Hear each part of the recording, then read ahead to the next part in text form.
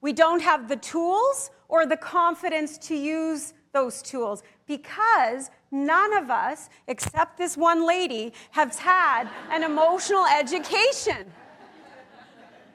None of us. And so it's the school of life that's had to make us figure this out. One thing as a teacher, because I've been trained in elementary, and if I were to ask a kindergarten class, who can dance? Who can sing? Who can, they think they can do anything. If I ask a group of adults, who can dance? Right? Who can sing? No one wants, right? Why? Because we've been knocked down. Because someone along the way said we weren't good enough. Guess what? I've been told my whole life that I was too emotional. I'm making a living out of it now.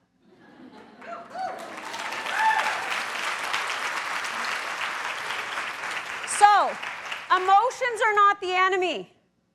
We need to learn that we can be bigger and stronger than our feelings. Guess what? They are just, remember that song? Feelings, nothing more than, remember? Am I aging myself here? Okay. They're just a feeling. They're not factual. They're not always right, not good or bad. They're incredibly personal. They hurt like hell. They come at the most inopportune time. But I can be stronger than them. And 9 out of 10 times, I am happy to report I am in the driver's seat of my feelings. But there are days that my feelings still get the best of me. So I'm not standing up here saying, be like me, I've got it all figured out. No, I've been studying this for 20 years, and I'm still a work in progress, just like all of you.